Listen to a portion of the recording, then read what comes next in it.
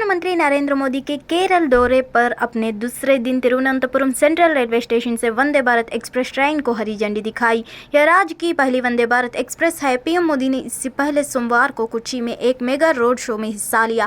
केरल के पारंपरिक पोशाक पहनकर पीएम मोदी ने शुरू में पैदल रोड शो किया।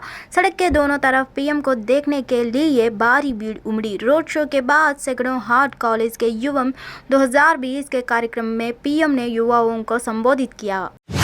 दिल्ली के जंतर मंतर पर विरोध प्रदर्शन पर बैठी महिला पहलवानों की मामले में सुप्रीम कोर्ट ने दिल्ली पुलिस को नोटिस जारी कर जवाब मांगा है। सुप्रीम कोर्ट ने कहा कि याचिकाकर्ताओं की पहचान गुप्त रखी है। भारत के प्रधान न्यायवादी DY चंद्रचूड़ कहा कि अंतर्राष्ट्रीय खेलों में भारत का प्रतिनिधित्व करने वाला पहलवानों ने याचिका के यौन उत्पीड़न के गंभीर आरोप लगाए हैं। इस मामले पर अदालत द्वारा विचार किए जाने की जरूरत है। दरअसल कपिल सिब्बल ने सुप्रीम कोर्ट से इस मामले पर जल्द सुनवाई की मांग की है। CJI DY चंद्रचूड़ ने इस पर पूछा कि क्या याचिका है, कौन पक्षकार है और क्या मांग है। सिब्बल ने कोर्ट को बताया कि 7 महिला पहलवानों ने याचिका दी है। FIR दर्ज नहीं की जा रही है और FIR दर्ज करने की याचिका है। बिहार के पूर्व सांसद और बाहुबली नेता आनंद मोहनी की जेल से रिहाई का रास्ता साफ हो गया है। बिहार सरकार ने हाल ही में अपने एक कानून में बदलाव किया है, जिसके बाद यह संभव हुआ है। आनंद मोहन गोपालगंज के जिलाधिकारी जी कृष्णैया की हत्या के दोषी है और उम्र कैद की सजा काट रहे हैं। दिल्ली पुलिस के एक सहायक उपनिरीक्षक की मंगलवार को उच्च न्यायालय में मामले की कार्यवाही में भाग लेने के दौरान मृत्यु हो गई। दिल्ली पुलिस ने जानकारी दी। सहायक उपनिरीक्षक बूटाराम बदली पुलिस स्टेशन में तैनात है। बूटाराम साल 2017 में बलसवा डेयरी पुलिस स्टेशन में दर्ज एक मामले की कार्यवाही में शामिल होने के लिए उच्च न्यायालय गए थे। चश्मदीद लोगों के मुताबिक एएसए अचानक बेहोश होकर गिर पड़े। पुलिस ने कहा कि उन्हें इलाज के लिए पास के राम मनोहर लोहिया अस्पताल के गया जाए, लेकिन उन्होंने दम तोड़ दिया। बिहार के नवादा में सोमवार की देर रात एक घर में तेज धमाका हुआ, जिसके बाद इलाके में हड़कंप मच गया। धमाके से मकान का एक हिस्सा पूरी तरह से क्षतिग्रस्त हो गया है। धमाका इतना भीषण था कि मकान का टूटा हुआ हिस्सा काफी दूर जाकर गिरा। घटना शहर के वार्ड नंबर 18 स्थित गेंदापुर मोहल्ले की है। जिस घर में धमाका हुआ है उसमें किराएदार रहते हैं जो शादी में गए हुए थे। धमाके के बाद आसपास के लोगों ने पुलिस को सूचना दी। रात में ही पुलिस पहुंची। धमाका शफीक आलम के मकान में हुआ है। पुलिस के साथ दमकल की टीम को भी इसकी सूचना दी गई थी। मोहम्मद शफीक का कहना है कि घर में रख गैस सिलेंडर फट गया है, जिसके कारण ही यह धमाका हुआ है। तेलंगाना के मुख्यमंत्री चंद्रशेखर राव ने सोमवार को महाराष्ट्र के किसानों का आह्वान किया है वे अपने राज्य में कृषक समुदाय की सरकार बनवाए। राव ने भारत राष्ट्र समिति की महाराष्ट्र में तीसरी जनसभा को संबोधित करते हुए कहा, अब की बार किसान सरकार। उन्होंने किसानों से जिला परिषद चुनाव में BRS को जिताने को कहा। उन्होंने कहा, हम चाहते हैं कि महाराष्ट्र में प्रशासन का तेलंगाना मॉडल हो। राव ने कहा कि किसान अपनी जान दे रहे हैं। उन्होंने कहा कि यह दुर्भाग्यपूर्ण है कि किसानों को राष्ट्रीय राजधानी में 13 महीने तक आंदोलन करना पड़ा था, जिसके बाद प्रधानमंत्री नरेंद्र मोदी ने खेद जताया और उन्हें आश्वासन दिया, लेकिन कुछ नहीं हुआ। उन्होंने कहा, हमें भारत को बदलने के लिए अलग तरह की सोच चाहिए। BRS किसी वर्ग या धर्म के लिए नहीं बल्कि सबके लोगों के लिए है। नेशनल स्टॉक एक्सचेंज ने निवेशकों को 3 लोगों की गारंटी शुदा रिटर्न वाली निवेश योजनाओं में निवेश के प्रति आगाह किया है। NSE ने यह परामर्श 3 व्यक्तियों वीना, अंकिता मिश्रा और विशाल द्वारा ऐसी योजनाओं की पेशकश के बाद जारी किया है। NSE ने बयान में कहा कि ये व्यक्ति ना तो सदस्य के रूप में पंजीकृत है और न ही NSE के किसी पंजीकृत सदस्य की ओर से अधिकृत है। इसके अलावा NSE ने निवेशकों से अपने यूजर ID और पासवर्ड को किसी के साथ साझा नहीं करने को भी कहा है। मलयालम फिल्मों के अभिनेता उन्नी मुकुंदन ने सोमवार को कोच्चि में प्रधानमंत्री नरेंद्र मोदी से मुलाकात की। फिल्म मलिकोपुरम के अभिनेता मुकुंदन ने बताया कि किशोरावस्था से ही वह मोदी से मिलना और उनसे गुजराती में बात करना चाहते हैं। मुकुंदन ने 20 साल से भी ज्यादा समय गुजरात में बिताया है। अभिनेता सोशल मीडिया पर प्रधानमंत्री मोदी के साथ कुछ तस्वीरें साझा की और इसे अपना सबसे बेहतरीन पोस्ट बताया। कर्नाटक में बीजेपी की दोबारा सरकार बनने पर वर्तमान मुख्यमंत्री बसवराज बोम्माई ही फिर से मुख्यमंत्री बनाए जाएंगे। सूत्रों के हवाले से आ रही खबर के मुताबिक बसवराज बोम्माई ने 50 से अधिक विधानसभा सीटों में प्रचार किया है। कई रोड शो किए हैं। राज्य के नेताओं में सबसे प्रमुख चेहरा उन्हीं का है। बीजेपी कांग्रेस की अंदरूनी लड़ाई को जनता के बीच लेकर जाएंगे। सीएम की कुर्सी के लिए सिद्धारमैया और DK शिवकुमार के बीच की लड़ाई को जनता को बताया जाएगा। लिंगायत सीएम को लेकर कांग्रेस के नेताओं का अपमानजनक बयान भी बीजेपी का एक बड़ा मुद्दा होगा।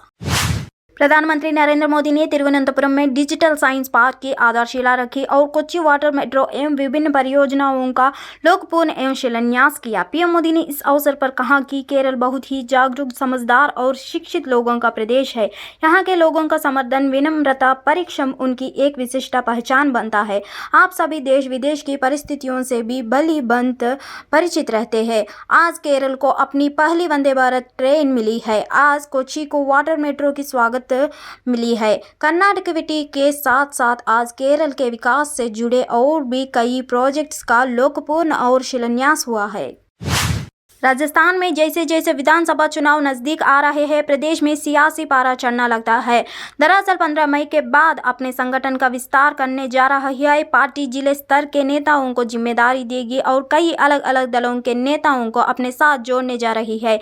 माना जा रहा है कि 15 मई के बाद अन्य दलों में भी तेजी देखी जाएगी, क्योंकि 13 मई को कर्नाटक विधानसभा चुनाव के रिजल्ट आ जाएंगे। ऐसे में ओवैसी की पार्टी की प्लानिंग जो भी हो, लेकिन माहौल तब तक चुनावी हो जाएगा। राजस्थान में आम आदमी पार्टी हो या कांग्रेस या बीजेपी, सभी का मई को टारगेट का रूप में लिया है। इसी महीने में कमर कसकर पार्टी चुनावी मैदान में उतर जाएंगे।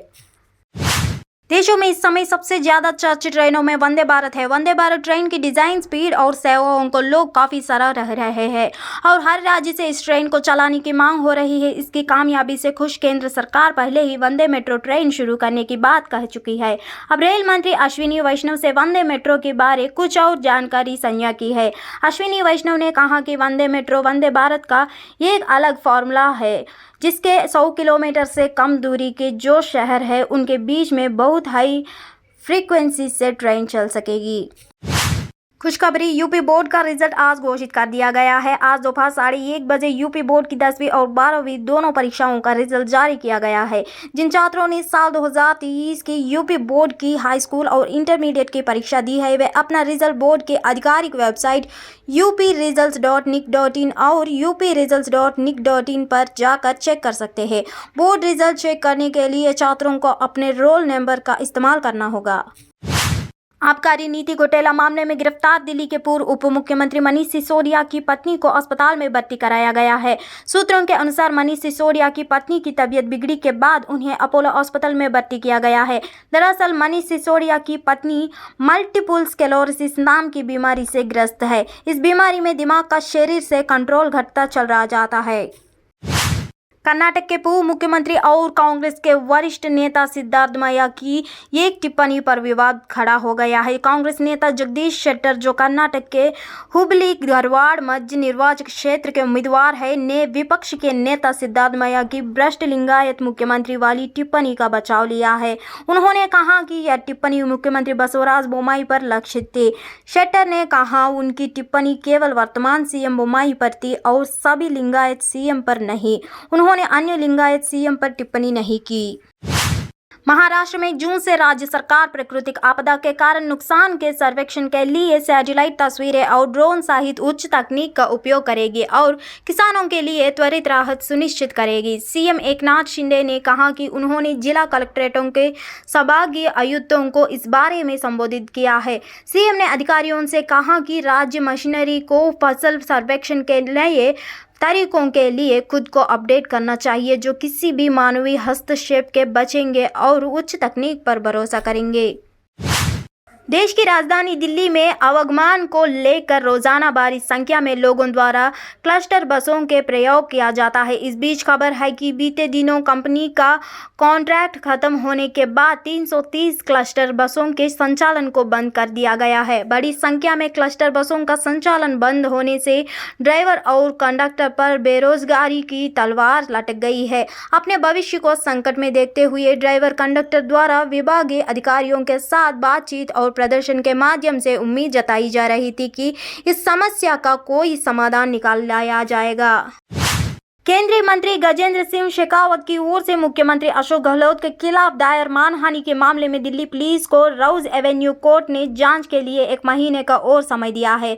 दिल्ली पुलिस ने कोर्ट में कहा कि इस मामले में जांच चल रही है, कुछ मामलों में जवाब आना बाकी है, इसलिए कोर्ट से दिल्ली पुलिस ने समय मांग लिया। रोज एवेन्यू कोर्ट 25 मई को मामले की अगली सुनवाई करेगा। महाराष्ट्र में पूर्णो सतारा हाईवे पर एक ट्रक ने पेट्रोल पंप पर खड़ी एक कार को टक्कर मार दी। उसके बाद डीजल डिस्पेंसर को जमीन से उखाड़ दिया।